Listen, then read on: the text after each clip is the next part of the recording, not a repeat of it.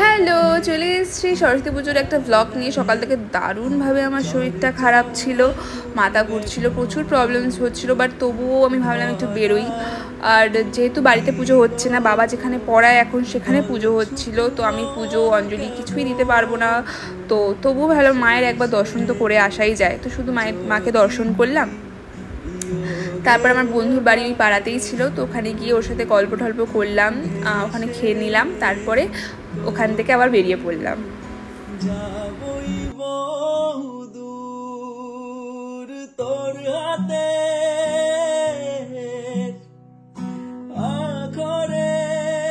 Finally চলে এলাম আমার প্রিয় নর্থ কলকাতায় হাতিবাগানে। আমার নর্থ কলকাতা সব জায়গায় প্রিয়, বাগবাজার, শোভাবাজার, শ্যামবাজার, বাট হাতিবাগানও আমার প্রিয় জায়গা। বাট আমি আজকে এসেছিলাম হাতিবাগানে বিনোদিনী থিয়েটারে, বিনোদিনী দেখার জন্য। আবার কিসের জন্য আসবো? তো চলো বিনোদিনী থিয়েটার সম্পর্কে একটু জানা যাক। বিনোদিনী থিয়েটারের আগের নাম ছিল স্টার থিয়েটার। 1883 সালে কিন্তু এটা স্থাপিত হয়েছিল। বা স্টার থিয়েটার প্রথমে ছিল হচ্ছে বিডন স্ট্রিটে, বাট পরে এটা এখন বিধান সরণি এই রোডটার নাম এখানে হয়েছে। বলা মানে কি বলতো, হাতিবাগান, এটা তো পুরোটা হাতিবাগান এলাকা।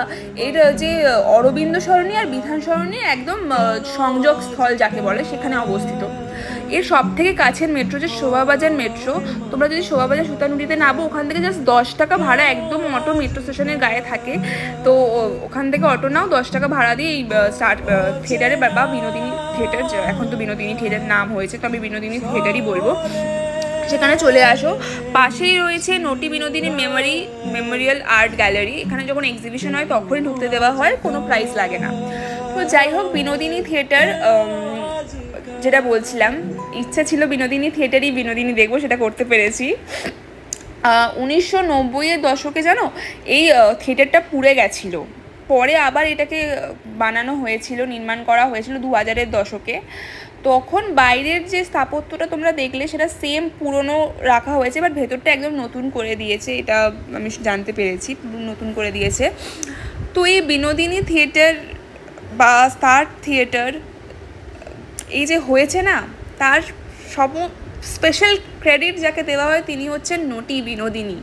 তার স্যাক্রিফাইস, তার জীবনে অনেকটা, মানে এই স্টার থিয়েটারকে উনি দিয়ে গেছেন, এই বিনোদিনী থিয়েটারকে উনি দিয়েছেন।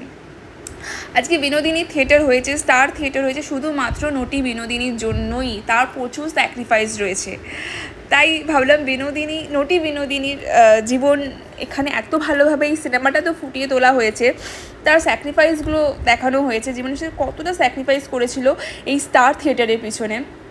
তার ইচ্ছে ছিল যে এই থিয়েটারটা তার নামে হবে।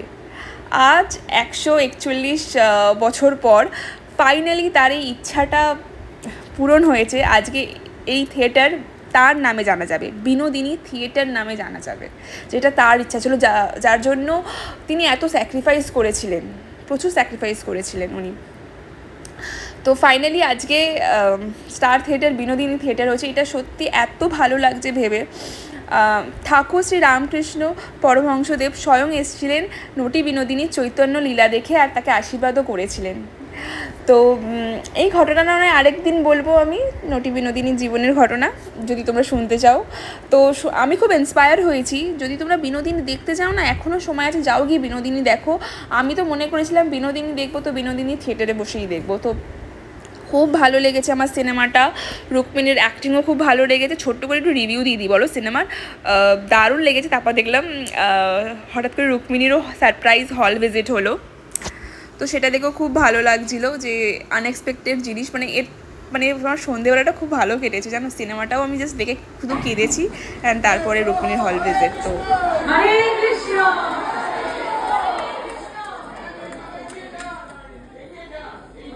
বাংলা সিনেমা হলে ফিরে এসেছে, এইটা দেখার জন্য 5 বছর কষ্ট করেছি আমি আর রুক্মিণী। আপনার স্কুল যাচ্ছে, প্রত্যেকটি বাঙালি দেখছে, মহারাষ্ট্রিয়ানসরা দেখছে, সাউথ ইন্ডিয়ান সুপারস্টারেরা টুইট করে।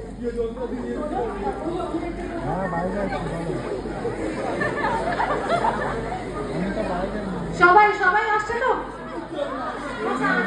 আচ্ছা আমি বসে আছি, চলো। তো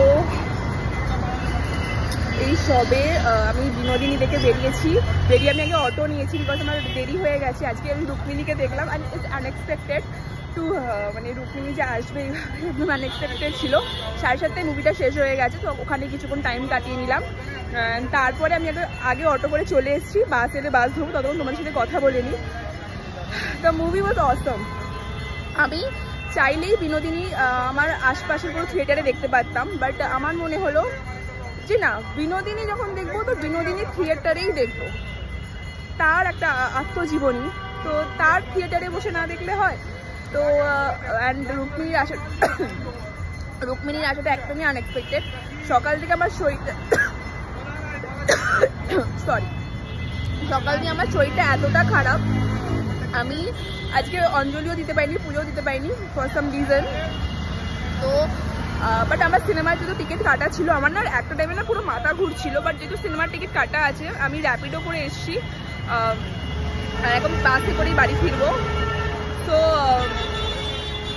অনেক কষ্ট করে মুভিটা দেখতে এসেছি, তো কষ্টের ফল পেয়েছি।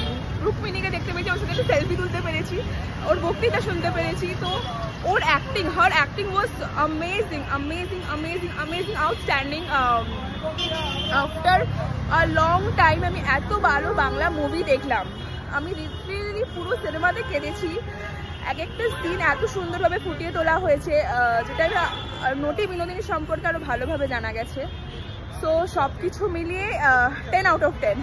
অ্যান্ড সত্যি সত্যি সত্যি যত বলবো তত কম বলা হবে। পুরো সিনেমাটা খুব ভালো, আমার পার্সোনালি খুব খুব খুব খুব খুব ভালো লেগেছে। মানে এত কষ্ট করে আমি আজকে তো শরীর খারাপ নিয়ে এসেছি, তো ওটা সার্থক, লিটারালি এটা সার্থক হয়েছে যে আমি এসে আজকে বিনোদিনী দেখতে পেরেছি।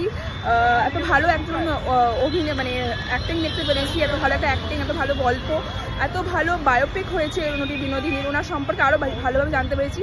আর রুক্মিণীও চলে আসবে এরকমভাবে হঠাৎ করে, আনএক্সপেক্টেডলি একদম ছিল, তো রুক্মিণীর সাথে দেখা হয়ে গেল।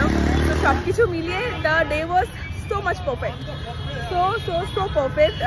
তো চলো বাকি কথা ভিডিওর আমি ভয়েস ওভারে দিয়ে দেবো। প্রচণ্ড গরম পড়েছে, ঘেমে যাচ্ছি। তো my Saraswati Pujo started after this. Yes, I am super happy. আর সত্যি কথা বলতে গেলে আমি অনেক কিছু নটি বিনোদিনী থেকে শিখতে পেরেছি। বেশি কথা বলে ফেলছি না, পরে কথা হচ্ছে। আমার বাস দেখি কখন আসে।